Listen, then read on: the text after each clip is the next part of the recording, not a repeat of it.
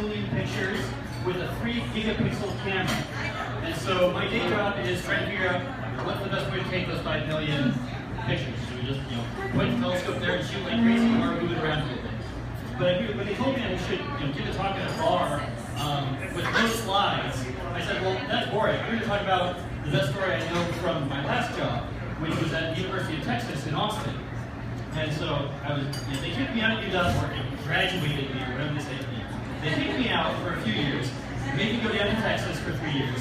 So I spent a lot of time out at McDonald Observatory, which is this great mountaintop observatory in West Texas. It's got a lot of new telescopes, a lot of old telescopes. And I was really excited to go use the 2.7 meter out there. So it's a telescope. The main mirror is a little bit taller than me, and spread out, it's about my size. And the first thing everyone does when they go to this telescope is they tip it all the way over and open the mirror covers and look down the tube. Because when you look down the tube, you can see 4 black holes in it and a little dent on the side. And that's because those are bullet holes. So, must be Texas. It's Texas. So when I went out there for my training, I went out a couple nights early. They showed me how to use the telescope, how to move it around, take exposures and stuff. And then after that, they left me alone. I was on the mountaintop by myself in the dome, in the control room, moving the telescope around. And it's kind of scary because you're using high voltage electronics, you're using hydraulic floors, you're kind of 2 hours away from the nearest hospital, 4 hours away from the nearest hospital you want to go to. There's wildlife. I got a great picture of a tarantula, caught a scorpion once. We have rattlesnakes, mountain lions, things called javelinas. I grew up in the Northwest. I didn't know what a javelina was. When they said, like, oh, look out, there have been a lot of javelinas out there. I was like, oh, that's great. You just made up an animal to scare the new guy. That's what they do in Australia. They warn all the observers about drop bears. And drop bears aren't real. It turns out javelinas are real. They're like pigs. And they smell like skunks and they hate people. That's all I know about javelinas. So I'm out there by myself, and it's a fun time. And what observational astronomers like to do, this is a very different way from observing from the way most people do. For LSST, no astronomer is going to, well, a few astronomers will go down to Chile, but very few will. The data is just going to go on fiber optic cables up, people will sit at their desk and pull out the data. So this is very old school observing. Old school observers always try to one-up each other with the crazy stories that happened when they were observing. Because stuff always breaks, wildlife breaks in. And so the biggest story is, of course, on the bullet holes. No one has been able to one-up that story. So back in 1970, the telescope was not as automated. It wasn't just one person in the dome. Because back then, the motion of the telescope wasn't computerized. There wasn't a nice digital camera on it. You had to go and swap out photographic plates and take them to the darkroom. So to operate the telescope took at least 2 people. So they had a dedicated person to help run the telescope, and an astronomer would try it out, and then usually do things that work with the observing specialist. The story goes, one night, one of the astronomers was just a real jackass and was just riding this observing specialist really hard. And apparently, the words, "Wow, you're really the worst specialist we've ever had out here, aren't you?" were said at some point. And eventually, this guy just snapped. And he pulled out a gun and shot the astronomer.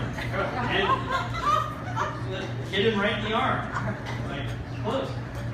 But he wasn't really mad at the astronomer. He was really mad at the telescope because it had just been driving him crazy for so long. So he went out to the dome floor. They were in the dome. He goes up to the dome floor, points his gun at someone else, and says, "Lower the telescope." And then, so the telescope he went really close to that instruction.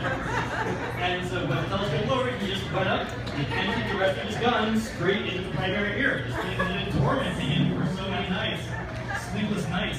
And that's it. The thing is, telescopes aren't like your standard bathroom mirrors. They're much thicker. And so it didn't shatter. The bullets just passed straight through.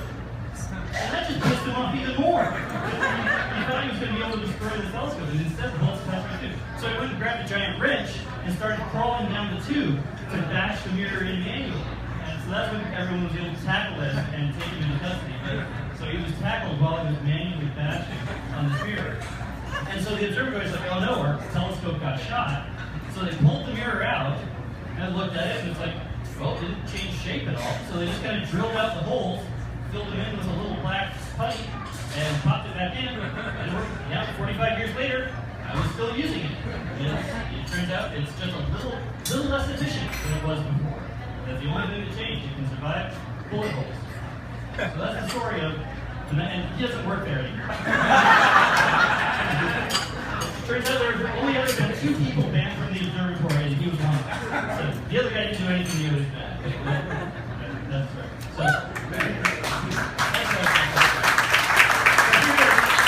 everybody is close for my crazy story from the observatory. So you guys want to hear about what happens when you're clouded out for 7 straight nights?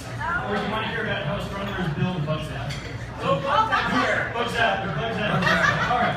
So also at the Astronomical Observatory, they have the Hobby Everly telescope. And this is a huge telescope. This is about 10 or 11 meters across. It's so big they can't make every single piece. They have just segments of mirrors. So it's just almost as big as this room is just complete mirrors. And the telescope that big, you can't put it in 2, so it's just out in the open. So they open up the telescope at dusk to get cooled down at the same temperature as the atmosphere. And you can imagine if you have this huge piece of glass just out in the open, there are birds on mountaintops. And the birds fly by. And so you get bird shit on the mirror.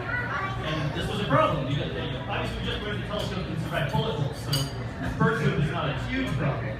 But they had to keep cleaning the mirrors. They don't want to clean it because it's not like your bathroom mirror that's not glass on the front. If you wipe it, the aluminum comes right off, so they have to re-illuminize the mirrors. It's a lot of work. So you really don't want birds pooping out. So they set up a couple of those little sonic clickers that drive birds away, and they worked great. The birds completely disappeared. They hit the clicker, and there's plenty of other mountaintops. We weren't displacing endangered animals or anything, but so the birds just stayed away, the mirrors stayed clean. The problem is if you drive all the birds away, the moths come in. There's nobody to eat the moths. It suddenly became the most popular place in the world for moths. And again, a moth isn't going to hurt the telescope that much. Well, it doesn't hurt it, the moth won't hurt it. But it turns out moths like to land on the mirror and just take a little break and chill for a minute, which is fine, but they fly away. The problem is, right before they fly away, they like to pee. And it turns out moth urine strips away the coating on the aluminum. And so we went from bird shit to moth piss, and it's just, we can't live here. And so, usually what you would do to get rid of the moths is set up the bug zapper. But that's a horrible thing to do in a telescope. We work really, really hard to keep it as dark as possible by the telescope. If we've got extra scattered light, the bug zappers emit light to attract the bugs. We don't want that light in there. And because this is an isolated observatory, there's so many moths, it would overpower the bug zapper and catch fire. And we have some bug zappers in the control room because the moths get everywhere, and they do catch fire. You don't want burning moths right next to your main telescope. In a room going to a dark mountaintop, you're going to set fire inside. So the folks out there said, like, all right, we have to come up with a new way to get rid of the moths. So what they did is they got a big garbage can, big plastic garbage can, filled it about halfway up with water, and then took a black light. Because black lights emit ultraviolet light. And we don't use ultraviolet light around the ultraviolet. The telescope can't see ultraviolet light. So it's okay to have that light in because it's not up. So they tuck the ultraviolet light in the garbage can, and then put a big box fan on top. So that's blowing down. And so moths are like butterflies, they can see the ultraviolet. And so they see this light and say, ooh, let's go to that. And the fan just sucks them in. And so now we've got an industrial grade giant box fan moth splitter.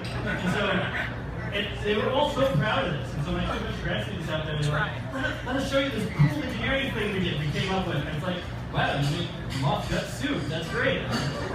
How are the tacos? Are you good? And they were just so proud, and everyone was just so disgusted that there were moth guts that they were so disappointed that we weren't all impressed with praising them for their moth destruction capabilities. So, anyway, I think that's close enough. 12 minutes. Thanks a lot.